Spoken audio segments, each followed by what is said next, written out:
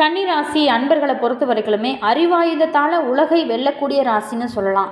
அதே நேரத்தில் இது புதனே அதிபதியாக கொண்டதுனால இந்த ராசிக்கார அன்பர்களுக்கு பொறுத்த வரைக்குமே எந்த ஒரு இடத்துலையுமே இவங்களோட புத்தி கூர்மை ரொம்ப சிறப்பாக செயல்படும். அதே நேரத்தில் இவங்க பொறுத்த வரைக்குமே மற்றவங்க பார்த்திங்களா இப்போ ஒரு பணி செய்கிற இடத்துலையா இருந்தால் கூட அவங்க பார்த்திங்களா மற்றவங்க கஷ்டப்பட்டு செய்யக்கூடிய வேலையை கூட இவங்க ரொம்ப நுணுக்கமாக இவங்க நல்ல புத்திசாலித்தனத்தை பயன்படுத்தி அதை ஈஸியான முறையில் எப்படி நம்ம அந்த செய்து ஒரு திறமையாக படைக்கலாம் அப்படிங்கிற ஒரு திறமை படைத்த ஒரு ராசி அப்படின்னு சொல்லலாம் இந்த கன்னி ராசியை.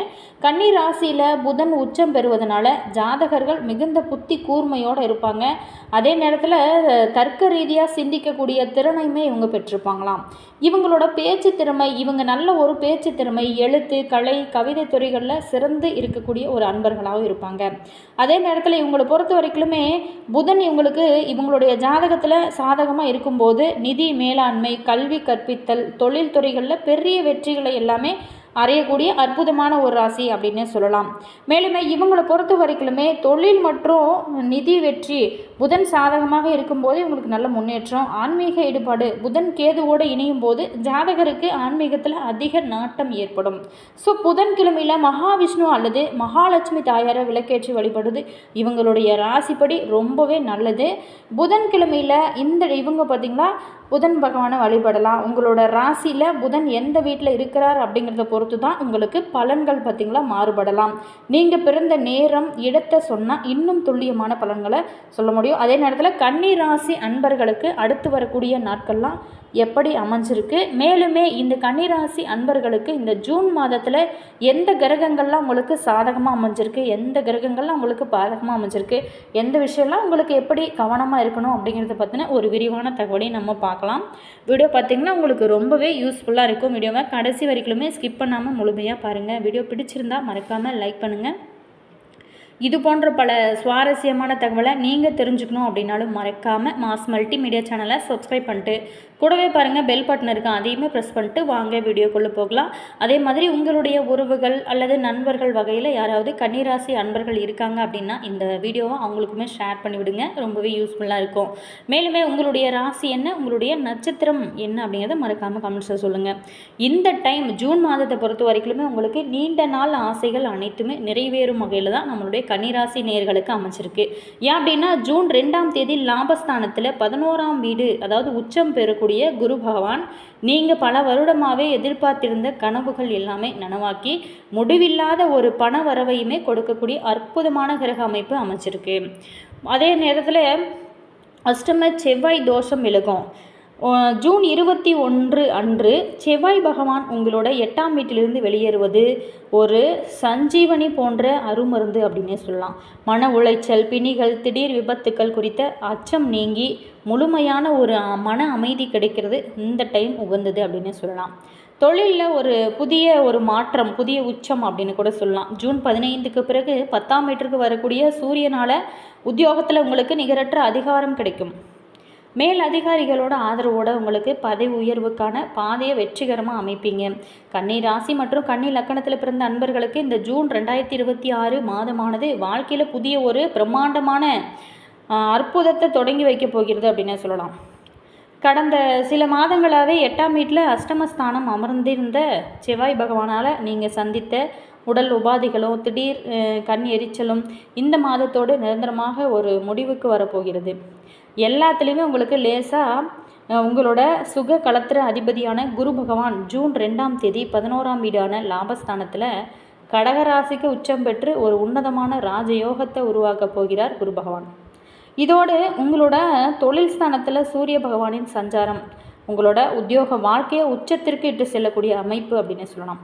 கிரகங்கள் அனைத்துமே உங்களுக்கு சாதகமாக முழுமையாக திருப்பி விட்டதுனால தொட்டதெல்லாமே உங்களுக்கு இந்த காலகட்டத்தில் பொன்னாகும் அப்படின்னு சொல்லலாம். ஒரு பொற்காலமாக இந்த மாதம் உங்களுக்கு அமைஞ்சிருக்கு. அதே நேரத்தில் இந்த டைமில் பொறுத்த வரைக்குமே கன்னிராசி அன்பர்களுக்கு இந்த மாதம் தொழில் ரீதியாக ஒரு மிகச்சிறந்த திருப்பு முனையாக அமையப் போகிறது. உங்களோட ராசிநாதனும் ஜீவனாதிபதியுமான புதன் பகவான் ஜூன் 22 வரைக்குமே 10ஆம் வீடான தொழில் ஸ்தானத்திலேயே தன்னோட சொந்த வீட்டில் ஆட்சி பலத்தோடு சஞ்சரிக்கிறார். இந்த அற்புதமான கிரக அமைப்போட ஜூன் 15 அன்று சூரிய பகவானும் உங்களோட 10ஆம் வீட்டிற்குள்ளே பிரவேசிப்பது அப்படிங்கிறது உங்களுடைய உத்தியோக வாழ்க்கையை ராக்கெட் வேகத்தில் முன்னேற்றும் ஒரு அமைப்புன்னு சொல்லலாம். பணியிடத்துலையுமே முழுமையான செயல்பட்டு அதிகாரம் உங்களோட கைகளுக்கு கிடைக்கும். உங்களோட தலைமை பன்மை கண்டு மேல் அதிகாரிகள் வியந்து பாராட்டும் தக்க வகையில் அமைஞ்சிருக்கு. அரசு துறைகள் அல்லது கார்ப்பரேட் நிறுவனங்களில் உயர் பதவிகளில் இருக்கிறவங்களுக்கு அசைக்க முடியாத ஒரு கௌரவமும் நிர்வாக அதிகாரமும் கிடைக்கும் வகையில் அமைஞ்சிருக்கு. 11ஆம் வீடான லாபஸ்தானத்தில் அமர்ந்திருக்கக்கூடிய உச்ச குருவோட அருளால் நிர்வாக மேல் அதிகாரிகளோட முழுமையான ஆதரவு உங்களுக்கு கிடைக்கும். நீண்ட நாளாகவே தடைபட்டிருந்த பதவி உயர்வுகள், ப்ரமோஷன்ஸ் அல்லது கார்ப்பரேட் முன்னேற்றங்கள் இந்த மாதத்தில் நல்ல ஒரு வெற்றிகரமாக கைகூடும் வகையில் தான் அமைஞ்சிருக்கு. சுய தொழில் மற்றும் வியாபாரம் செய்யக்கூடிய அன்பர்களுக்கு இந்த மாதத்தை பொறுத்த வரைக்குமே அளப்பரிய செழிப்பையும் தரப்போகிறது அப்படின்னு சொல்லலாம். 11ஆம் வீடான லாபஸ்தானத்தில் உச்சம் பெற்றிருக்கக்கூடிய குரு பகவானோடு உங்களோட தன பாக்கியாதிபதியான சுக்கிர பகவான் ஜூன் 8 அன்றும் ராசிநாதனான புதன் பகவான் ஜூன் 22 அன்றும் இணைவது உங்களோட வியாபார சாம்ராஜ்யத்தை மிக வேகமாக விரிவுபடுத்தும். புதிய கிளைகளை ஏதாவது தொடங்கணும் அப்படின்னு நினச்சிருப்பீங்க, அது எல்லாமே இந்த டைமில் தொடங்குனீங்க அப்படின்னா நல்ல ஒரு முன்னேற்றம் தான். புதிய தொழில் துறைகளில் அடியெடுத்து வைப்பதற்கும் இது ஒரு மிகச்சிறந்த காலகட்டமாக உங்களுக்கு அமைச்சிருக்கு. கலைத்துறை, ஊடகங்கள், கமிஷன் ஏஜென்சிகள், உணவு மற்றும் இந்த டைமில் பொறுத்த வரைக்குமே இருக்கிறவங்க வாடிக்கையாளர்களோட வருகையில் அபரிவிதமான நல்ல ஒரு முன்னேற்றத்தை காண முடியும். 7ஆம் வீட்டில் சனி பகவான் சஞ்சரிக்கிறதுனால வணிக கூட்டாளிகளுடனான இந்த டைமில் உறவில் பெரிய தடங்கல்கள் இன்றி நீண்ட கால ஸ்திரத்தன்மையை உண்டாகும் வகையில் அமைச்சிருக்கு. மிகவும் நம்பகரமான முதலீட்டாளர்களிடமிருந்து புதிய மூலதானம் இந்த டைமில் தடை இல்லாமல் கிடைக்கும். அதே மாதிரி பொருளாதார ஸ்திரத்தன்மை மற்றும் பொருள் சேர்க்கை இது எல்லாமே இந்த மாதத்தில் முக்கிய ஒரு அம்சங்களாக அமைஞ்சிருக்கு.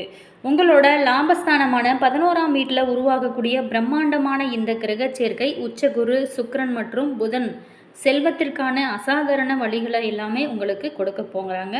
கடந்த காலங்களில் நீங்கள் செய்த ரியல் எஸ்டேட்டு, பங்கு சந்தை முதலீடுகள் எல்லாமே இப்போது நல்ல ஒரு பல நாளாகவே நஷ்டத்தில் ஓடி இருக்கும். அது எல்லாமே இப்போ லாபகரமான வருவாயை கொடுக்கும் வகையில் அமைச்சிருக்கு.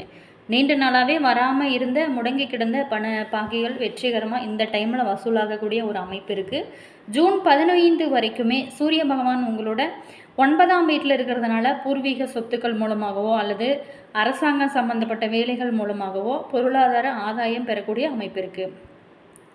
அதே மாதிரி சொகுசு பொருட்களை மகிழ்ச்சியோடு வாங்கி உங்களோட வாழ்க்கை தரத்தை நீங்கள் உயர்த்தக்கூடிய அற்புதமான அமைப்பு இந்த காலகட்டம் அப்படின்னு சொல்லலாம். ஆரோக்கியம் எப்படி இருக்குது அப்படின்னு பார்த்தோமா, கடந்த காலத்தில் உங்களை மாட்டி வதைத்த வழக்கமான உடல்நல கவலைகள் அனைத்துமே உங்களுக்கு ஜூன் 21 அன்று செவ்வாய் பகவான் உங்களோட 8ஆம் வீட்டை விட்டு வெளியேறும் பொழுது முற்றிலுமாக மறையும். வாகன பயணங்கள் குறித்த அச்சம், திடீரென எழக்கூடிய முன் கோபங்கள், வயிறு சம்பந்தமான உபாதைகள் மாத இறுதிக்குள்ளே உங்களுக்கு முழுமையாக குணமாகக்கூடிய அற்புதமான அமைப்பு இருக்குது. லாபஸ்தானத்தில் இருக்கக்கூடிய உச்ச குரு பகவான் தன்னோட சுப பார்வையால் உங்களது 3, 5, 7ஆம் வீடுகளை பார்க்கறதுனால உங்களது உள்பலமும் இந்த டைமில் உங்களுடைய வீரமும் அபரிவிதமாக அதிகரிக்கும். கண்களில் ஒரு புதிய தேசம், அதே நேரத்தில் மனதில் ஒரு புதிய உற்சாகம் பிறக்கும். ஜூன் 21 வரை மட்டும் வாகனங்களை ஓட்டும் பொழுதும் சரி, மின்சாரத்தை கையாளும் பொழுதும் சரி, வழக்கமான கவனத்தோடு இருப்பது ரொம்பவே நல்லது.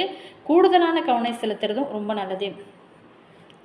அதே நேரத்தில் குடும்பம் மற்றும் தனிப்பட்ட உறவுகள் வகையில் உங்களுக்கு இந்த டைம் ஜூன் மாதம் எப்படி அமைஞ்சிருக்கு அப்படின்னா, குடும்ப வாழ்க்கையை ஒரு பிரம்மாண்டமான கொண்டாட்டத்தை போல் அமைய போகிறது அப்படின்றது தெரிய போகிறது.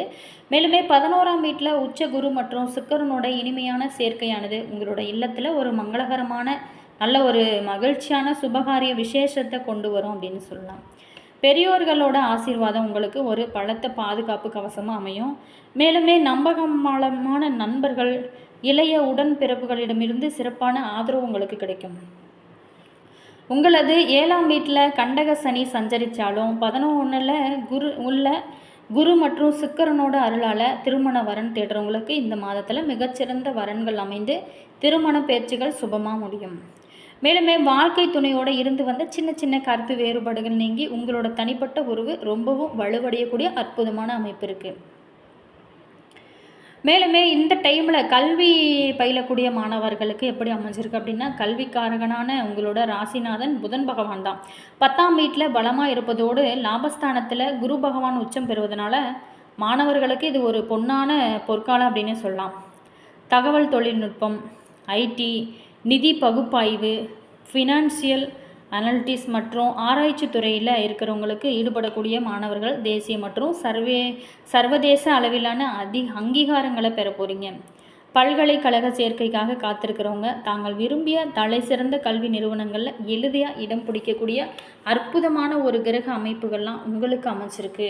அதே நேரத்தில் இந்த டைமில் பொறுத்த வரைக்குமே உங்களுக்கு நல்ல ஒரு முன்னேற்றத்தை கொடுக்கும் வகையில் தான் அமைஞ்சிருக்கு. மேலுமே இன்னும் உங்களுடைய வாழ்க்கை ரொம்ப பிரகாசமாக இருக்கணும், உங்களுடைய சின்ன சின்ன பிரச்சனைகள்லாம் சரியாகணும் அப்படின்னு பார்த்தோமா, லாபஸ்தானத்தில் அமர்ந்திருக்கக்கூடிய உச்ச குருவால் உருவாக்கக்கூடிய மாபெரும் ராஜயோகத்தை முழுமைப்படுத்தி பயன்படுத்தி கொள்ளவும், ஜூன் 21 வரைக்கும் 8ஆம் இடத்து செவ்வாயின் தோஷத்தை தணிக்கவும் சில பரிகாரங்களை நீங்கள் தொடர்ந்து செஞ்சாலே போதும்.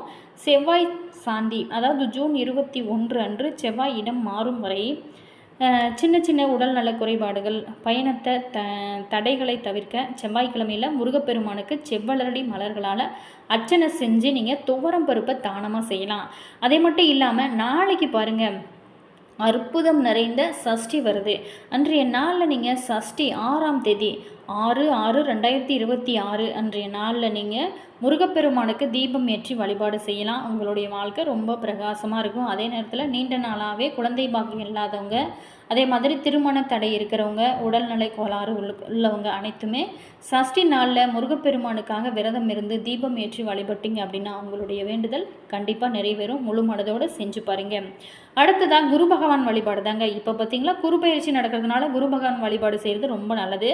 உச்ச குருவோட உன்னதமான அதிர்ஷ்டங்கள் உங்களோட வாழ்க்கையில் நிரந்தரமாக நிலைக்க வியாழக்கிழமை நாளில் நீங்கள் மஞ்சள் நிற ஆடைகளை அணிஞ்சிட்டு தாரியரேயர் மற்றும் தட்சிணாமூர்த்தி சுவாமியை தரிசனம் செஞ்சு நீங்கள் வழிபடலாம். அடுத்ததாக விஷ்ணு சகஸ்கர நாமம் சோஸ்திரம் செய்யலாம்.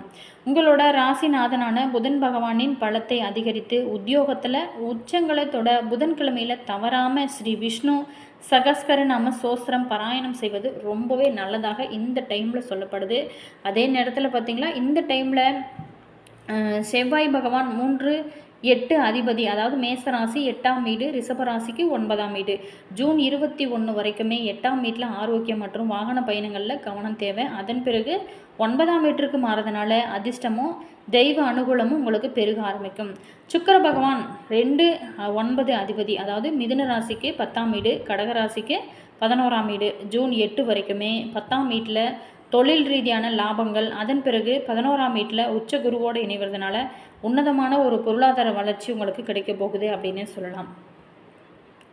அதே நேரத்தில் உங்களோட பிறப்பு ஜாதகம் உங்களோட திறனை காட்டுகிறது. ஆனால் இந்த ஜோதிடம் அப்படிங்கிறது தற்போதைய தருணத்திற்கான பதிலை கொடுக்கும்.